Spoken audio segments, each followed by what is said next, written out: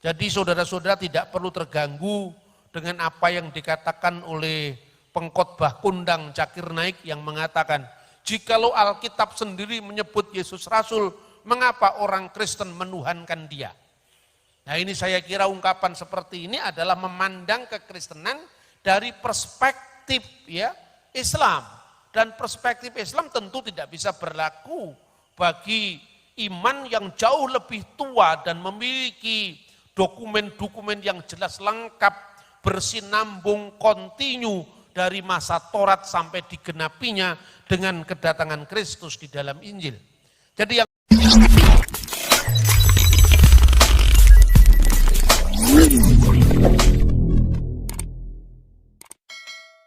Shalom saudaraku yang dikasihi oleh Tuhan, berjumpa kembali dengan saya di channel ini. Terima kasih telah mendukung perkembangan channel ini dengan cara subscribe dan memberikan like, sehingga video di channel ini terus direkomendasikan oleh YouTube untuk menjangkau banyak orang. Terima kasih. Dan tentu memberikan komentar yang cerdas, sopan, dan membangun antar umat beragama. Dan kiranya teman-teman terus bersedia untuk men-share video dari channel ini ke berbagai media teman-teman, sehingga ada banyak orang yang mengetahui kebenaran dan informasi dari channel ini. Terima kasih, Tuhan memberkati kita semua. Kali ini kita akan melihat sebuah kebenaran yang diberitakan seorang apologetik Kristen dan juga sejarawan yang luar biasa, yang banyak mencerahkan banyak orang, termasuk umat muslim, termasuk pesantren-pesantren, termasuk masjid-masjid, kajian-kajian lintas agama yang dapat membuka mata hati kita semua, termasuk orang muslim yang mungkin selama ini begitu dikaburkan sejarah oleh para oknum-oknum tertentu dari umat muslim yang banyak membuka channel YouTube dan membahas tentang kekristenan, dan mereka menyajikan tafsiran-tafsiran liar mengenai Alkitab dan juga kekristenan itu sendiri. Nah, mungkin teman-teman selama ini, khususnya bagi umat muslim dimanapun kau berada, ini sangat mencerahkanmu. Lihat baik-baik dan bertanya baik-baik. Mengapa Yesus disebut Rasul tetapi sekaligus juga menjadi Tuhan dan anak Allah? Ini mungkin menjadi problem kalian bagi orang Kristen. Kalau di antara orang Kristen sih Alkitab dan doktrin kekristenan itu sudah final. Yesus juga disebut Rasul, dia Tuhan, dan disebut juga anak Allah. Tentu punya makna tersendiri dan itu tergenapi. Misalnya ya, konsep Rasul dalam kekristenan Islam itu pun berbeda teman-teman. Konsep Nabi mungkin ada kemiripan, dan juga konsep yang lain itu berbeda jauh. Nah, kita kembali ke konsep Rasul teman-teman. Konsep Rasul dalam kekristenan itu berkaitan dengan apa yang tertulis dalam Perjanjian Lama, khususnya dalam kitab Taurat, kitab para nabi.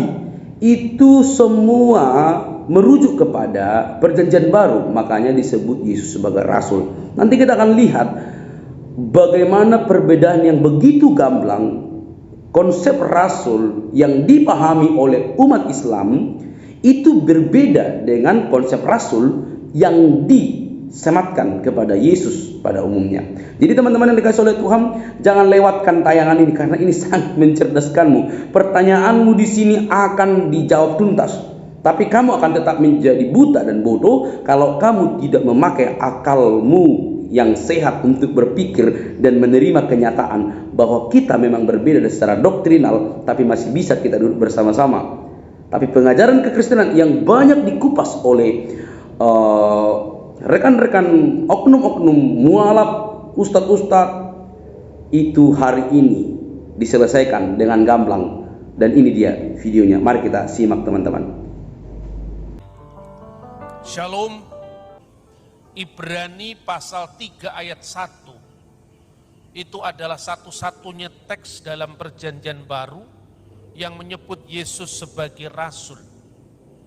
Apa maknanya Rasul? Rasul itu dalam bahasa Yunani adalah apostolos, artinya utusan.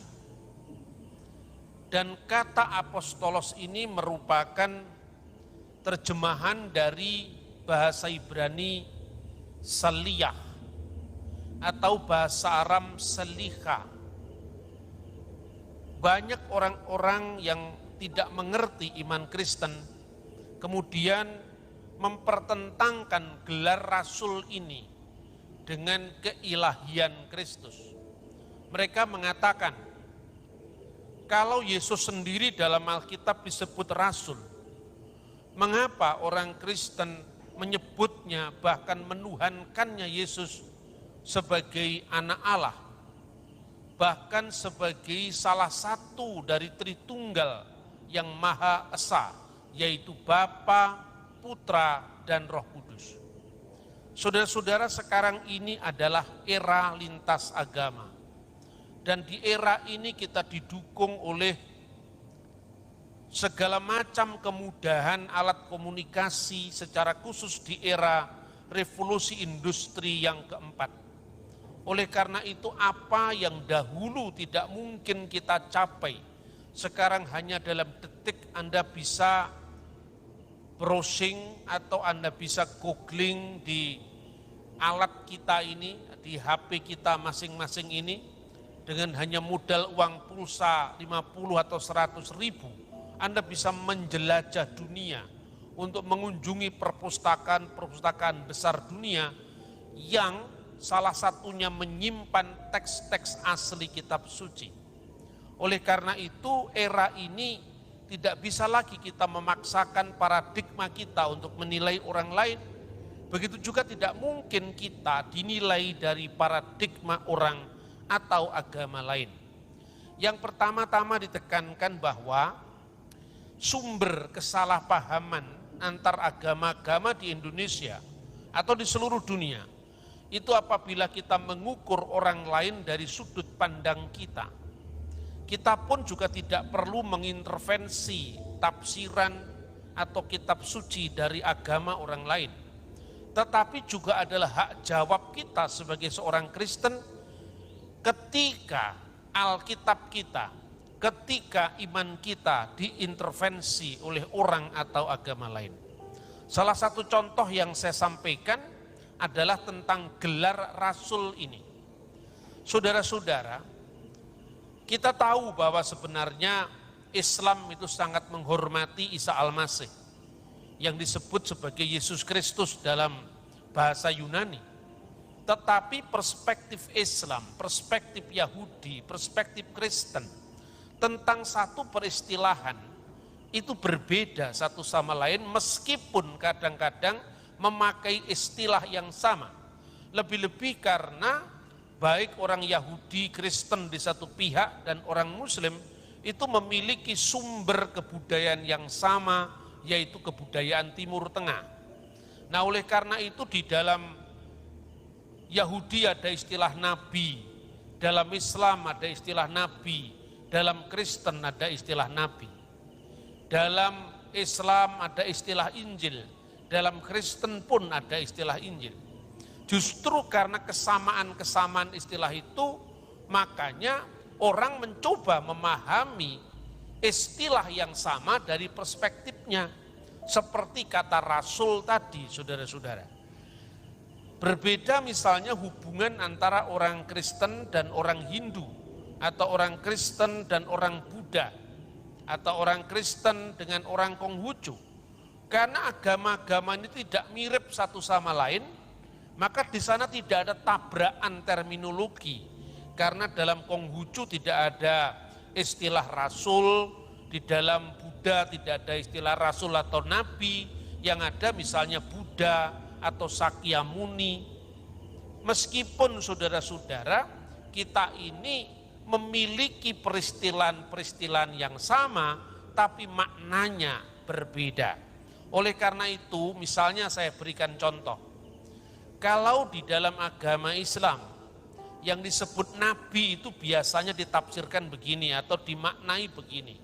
Seorang yang mendapatkan wahyu dari Tuhan dan tidak wajib menyampaikannya kepada umat manusia. Kalau kepercayaan dan pengharapan yang kita megahkan. Jadi Musa menubuatkan apa yang akan terjadi. Kristus adalah kegenapan dari nubuat Musa dan juga kitab nabi-nabi.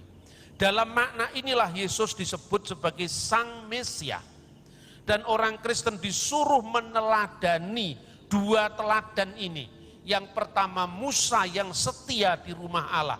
Keteladanan sebagai seorang pelayan Tuhan, sebagai seorang yang melayani. Tapi lebih daripada itu, keteladanan dari Putra Tunggal Allah itu sendiri yang meninggalkan surga dan menjadi manusia. Dan dalam kemanusiaannya itu, Yesua disebut Hamasia, Yesus disebut Kristus. Dan itu teladan utama dari iman kita sebagai seorang Kristen. Teladan pelayanan kita, teladan perilaku hidup kita, teladan bagaimana kita berbuat sebagai hamba-hamba bagi kemuliaan nama Tuhan Bapa surgawi kita. Saudara-saudara yang dikasihi Tuhan, dalam hal inilah maka gelar Mesias dalam iman Kristiani, yaitu Musia atau Masiah dalam bahasa Ibrani, itu mengandung 3 dimensi. Yang pertama nabi, kedua imam, dan ketiga raja.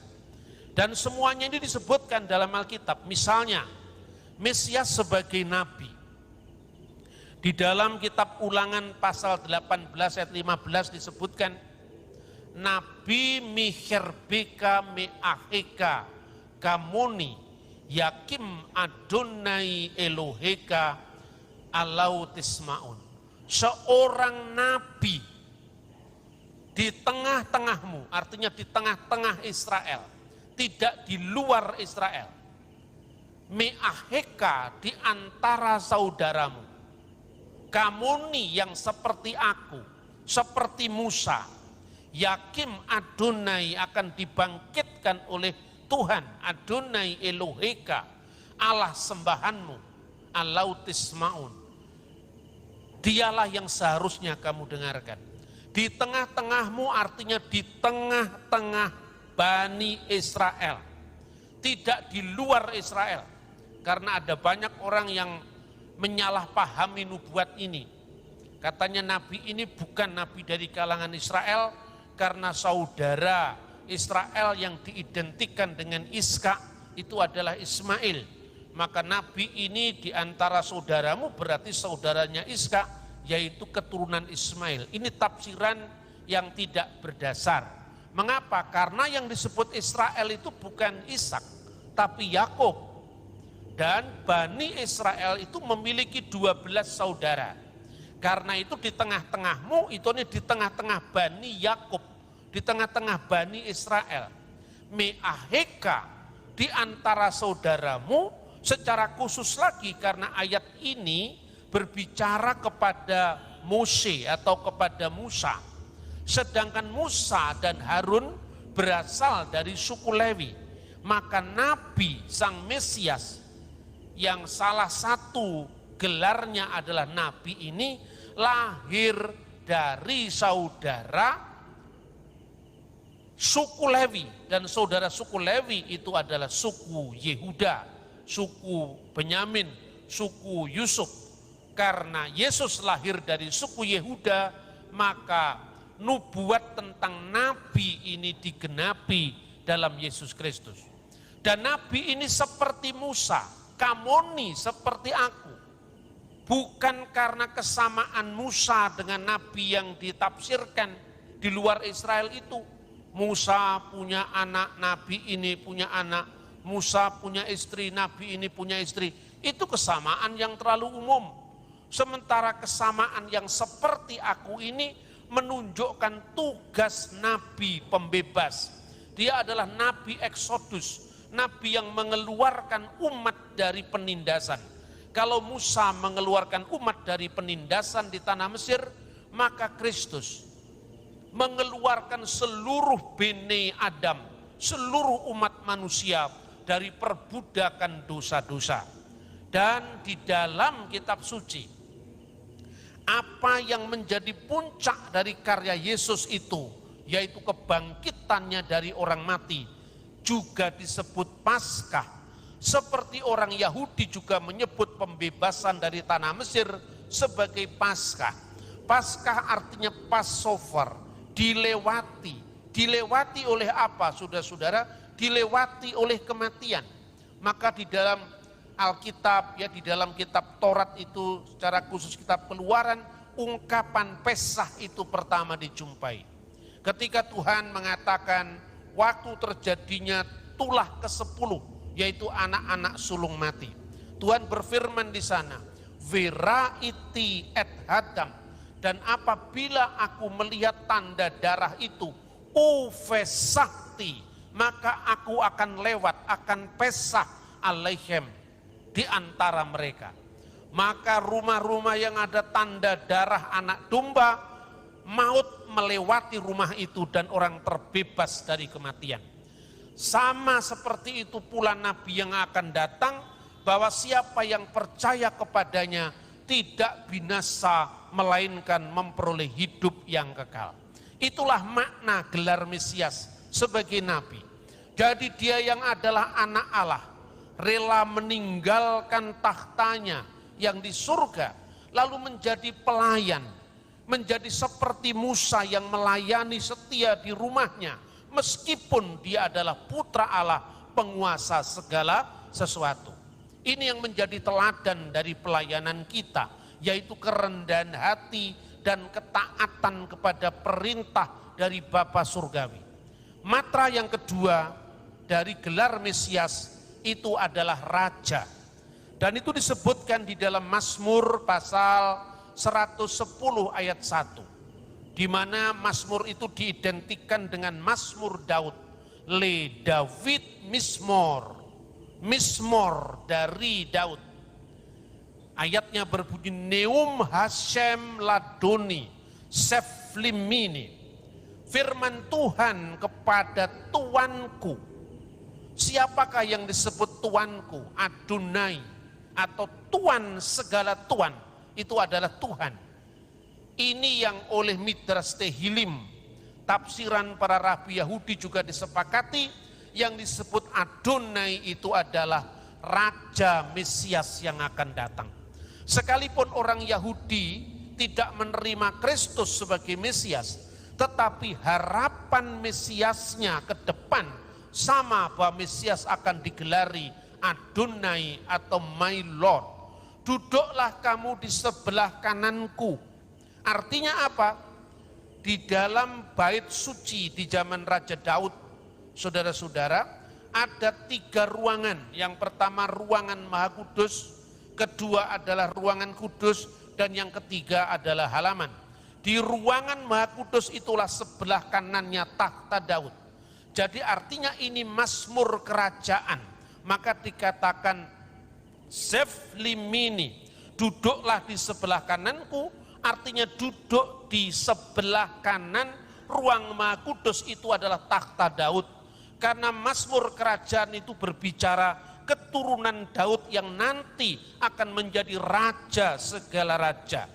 Maka dikatakan di sana at asid oyebh hadom liraglika, sampai kubuat takluk musuh-musuhmu di bawah kakimu. Jadi Mazmur 110 adalah matra kedua dari gelar Mesias, yaitu Kristus Raja, Malka Mesika. Kemudian yang ketiga adalah imam. Mesias itu gelar yang juga bermakna nabi, raja, dan imam. Dan gelar sebagai imam ini disebutkan di dalam Mazmur 110 ayat 4. Di sana disebutkan Nisba Adonai Velo Yinahem. Tuhan bersumpah dan dia tidak akan menyesal. Apa sumpahnya? Atah kohen le olam. Engkau adalah imam yang kekal, al-divrati Malkisedek, menurut peraturan Melkisedek. Karena imam yang biasa adalah Imam Harun, keturunan Lewi. Sedangkan imam besar yang akan datang itu lebih dari keimamatan darah, yang adalah keimamatan Harun. Keimamatan yang disematkan pada imam besar yang akan datang itu adalah Al-Divrati Malkisedek. Kenapa Melkisedek? Karena Melkisedek datang jauh sebelum Harun. Bahkan Melkisedeklah yang memberkati Abraham, bapa leluhur bangsa Israel. Dari Abraham itu Tuhan berfirman dalam Kejadian pasal 12 ayat 3, olehmu semua kaum di muka bumi akan mendapatkan berkat. Oleh karena berkat ini yang disebut the messianic blessing, berkat keselamatan pada segala bangsa. Dan Abraham sendiri membayar persepuluhan kepada Melkisedek. Artinya apa? Abraham mengakui wibawa Melkisedek yang lebih senior, yang memberkati dia. Oleh karena itu keimamatan Mesias yang akan datang, keimamatan menurut peraturan Melkisedek. Artinya bukan keimamatan oleh darah daging, oleh keturunan, tetapi pilihan Allah secara langsung.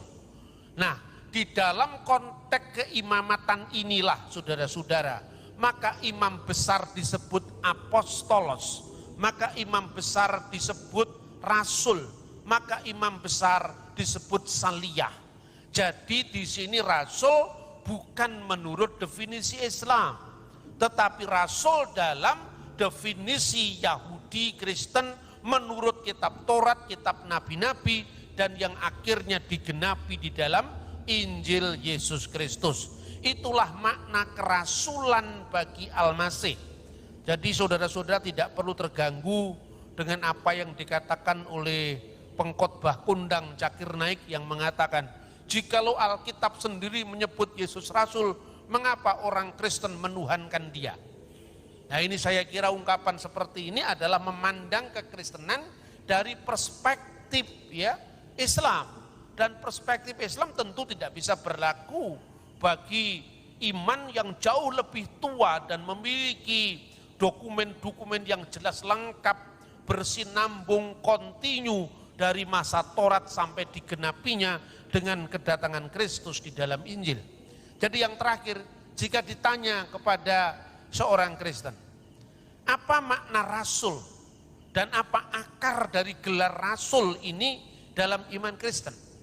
Saya ingin mengutip salah satu teks dari Torah lisan yang oleh orang Yahudi disebut sebagai Torah Sebealpe.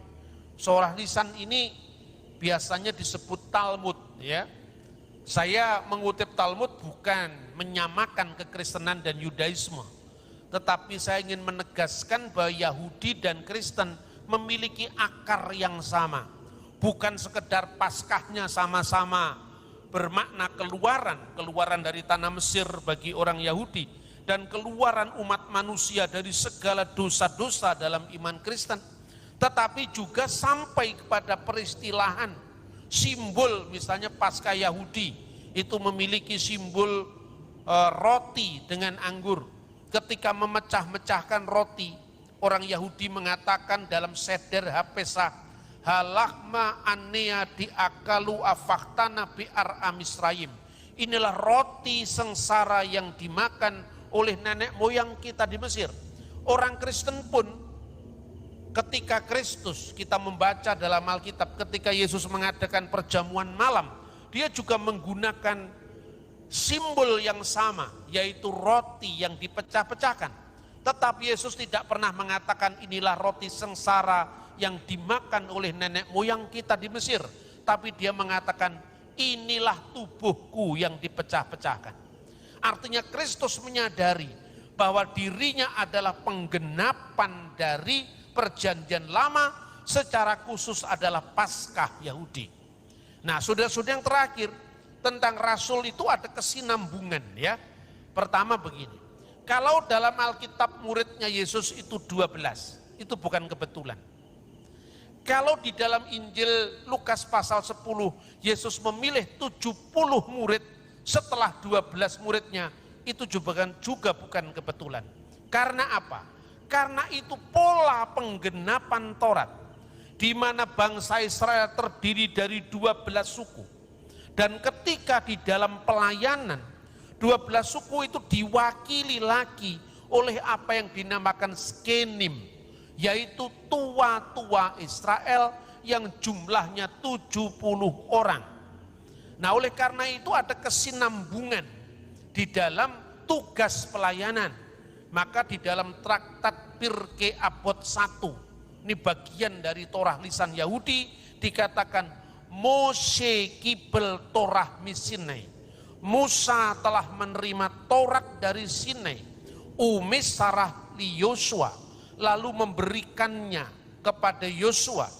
Wi Yosua liskenim, lalu Yosua memberikannya kepada tua-tua Israel yang jumlahnya 70 orang. Inilah yang namanya selichim, inilah yang namanya utusan-utusan, inilah yang namanya rasul-rasul kongregasi yang mewakili orang Israel. Lalu setelah itu dikatakan uskenim linebiim. Lalu rasul-rasul atau tua-tua itu memberikannya kepada nabi-nabi. Jadi urutannya adalah rasul dulu baru nabi. Karena rasul itu mewakili 70 kongregasi Israel yang jumlahnya 12. Maka bukan kebetulan kalau rasulnya Yesus jumlahnya 12 dan di bawah 12 rasul ini dipilih secara khusus tua-tua yang jumlahnya 70. Maka Yesus memiliki pola 12 dan pola 70. Kalau nabi-nabi dalam perjanjian lama itu menubuatkan peristiwa yang akan datang, seperti Musa juga berbicara tentang yang kemudian akan terjadi, maka Kristus adalah penggenapan dari apa yang ditunggu-tunggu oleh era perjanjian lama. Karena itu saudara-saudara, tema ini menjadi sangat penting lagi dan menjadi nantinya pola dalam peribadatan Yahudi, pola di dalam hukum Yahudi. Maka setelah nabi-nabi masih dikatakan une biim mesyaruha li ansei kneset hagetulah. Lalu nabi-nabi baru memberikan hukum-hukum tadi sebagai pedoman dalam mahkamah agama. Dan itulah yang kita baca dalam kitab suci perjanjian baru, bahwa ada kesinambungan jabatan rasuli, ada kesinambungan sejarah bahwa Israel jumlahnya 12, dipilih 70 yang khusus untuk melayani Tuhan di dalam konteks pelayanan jemaat. Dan yang terakhir, Kristus adalah imam besar perjanjian baru. Kalau imam besar yang lama, mereka biasanya setiap tahun membawa korban binatang dipersembahkan kepada Allah. Tetapi imam besar perjanjian baru satu kali memberikan dirinya sendiri sebagai korban semesta bagi seluruh umat manusia yang percaya kepadanya. Iman Kristen itu bukan sekedar klaim tentang sebuah pewahyuan. Iman Kristen adalah sejarah yang panjang, yang saling kait mengait, sambung bersambung tanpa putus, dari nubuat kepada penggenapan, dari simbol-simbol kepada hakikat, dan hakikat atas semuanya itu adalah Yesus Kristus yang adalah imam, nabi, dan raja. Sungguh besarlah rahasia ibadah kita, Tuhan yang telah menyatakan dirinya sebagai manusia dan tinggal di antara kita, dan kita telah melihat kemuliaannya, yaitu kemuliaan yang diberikan kepadanya sebagai putra tunggal Bapa, penuh kasih karunia dan kebenaran. Teladan kita bukan sekedar Musa yang setia di rumah Tuhan, tetapi teladan kita juga adalah teladan segala teladan, nabi segala nabi, raja segala raja, imam segala imam, yaitu imam besar perjanjian baru. Maka keimamatan ini mengikat gereja, karena itu sangat penting dalam konteks upacara korban. Dan korban Kristus adalah sekali untuk selama-lamanya bagi setiap orang yang percaya kepadanya. Segala kemuliaan bagi Bapa dan Putra dan Roh Kudus, sekarang dan selalu, serta sepanjang segala masa. Oke teman-teman yang dikasih oleh Tuhan, kita sudah menyimak apa yang disampaikan oleh Pak Bambang Nursena. Ini luar biasa, gamblang, jelas, dan padat. Ya, bagi umat muslim dimanapun kamu berada, sekali lagi saya katakan, kalau kamu memakai pikiranmu yang cerdas, waras, tidak dibutakan oleh oknum-oknum tertentu mengenai sejarah, yang tidak memahami Alkitab, tapi mereka mengajarkan Alkitab, menafsirkan, ya, kamu pasti dicerdaskan dan kamu pasti mengenal, ya. Nah, seterusnya kita sudah tahu secara jelas dan gamblang perbedaan yang begitu luar biasa, konsep-konsep yang berbeda. Sebenarnya bukan di Kekristenan tidak selesai, tapi di kalian mengenai tentang makna-makna teologis kalian sendiri mengenai rasul dan lain sebagainya. Jadi kalau teman-teman bertanya kenapa Yesus menjadi Tuhan, sebenarnya bukan menjadi Tuhan, dia sudah Tuhan dari sananya gitu loh. Dia kan firman menjadi manusia, jadi dia sudah Tuhan. Dia hanya datang berwujud menjadi manusia untuk menyelamatkan manusia, ya. Jadi yang tidak selesai di dalam pandangan teologis adalah teman-teman muslim. Tetapi sering sekali konsep-konsep kalian itu kalian paksakan kepada doktrin kekristenan. Jadi bagi kamu yang melihat secara gamblang jelas ini, kamu pasti bisa berpikir dengan cerdas, iya ya, benar bahwa kekristenan dan Islam itu berbeda dalam hal doktrinal. Alkitab berbeda, doktrin, makna teologisnya berbeda, penerapannya juga berbeda. Tetapi teman-teman, hal ini dibuka supaya teman-teman, para ustadzmu, mualafmu, yang tanda kutip mereka secara sembarangan membabi buta menafsirkan Alkitab sesuka hati mereka, itu semakin dicerdaskan. Anda sebagai ustadz, sebagai Islam, tidak bertambah keimanan Anda kalau Anda selalu menafsirkan Alkitab sembarangan. Justru saya secara pribadi bersuka cita walaupun kamu menafsirkan Alkitab, menafsirkan Injil dengan seenakmu. Itu bagi saya satu kesempatan bagaimana Allah Roh Kudus akan membuka mata banyak umat muslim. Kok banyak ya ustadz-ustadz, para mualaf doyannya itu membahas tentang Injil, bukan Al-Quran, bukan hadis. Saya kalau misalnya muslim, saya akan bertanya, kenapa ustadz-ustadz katanya terpelajar, terdidik di pondok pesantren, lulusan luar negeri, lulusan Kairo dan segala macam, kok kerjaannya mengurusin Injil, mengurusin kitab Kristen? Kan harusnya begitu sebagai umat muslim yang cerdas. Kenapa nggak mengupas hadis yang ribuan itu, Al-Quran dengan begitu banyak ayatnya? Kenapa nggak membahas itu? Nah, harusnya begitu sebagai umat muslim yang memakai akal sehat, ya. Jadi teman-teman, saya kira kita berbeda, tetapi kita juga bisa duduk bersama-sama dalam pandangan teologis kita berbeda. Doktrin-doktrin kita berbeda, tapi kita satu dalam kemanusiaan. Kita saudara dalam sebangsa tanah air. Kalau kamu meyakini agamamu, yakinilah. Tapi saya mau menekankan dengan baik, Kristus datang ke dunia untuk menyelamatkan kita dari belenggu-belenggu agama-agama, dari belenggu-belenggu pengajaran-pengajaran hanya amal, perbuatan baik yang menyelamatkan. Kristus datang untuk menyelesaikan semua itu. Sampai di sini video saya teman-teman. Semoga kita dicerahkan. Jangan lupa tekan tombol subscribe-nya, like, comment, dan share. Sampai jumpa di video selanjutnya. Bye-bye.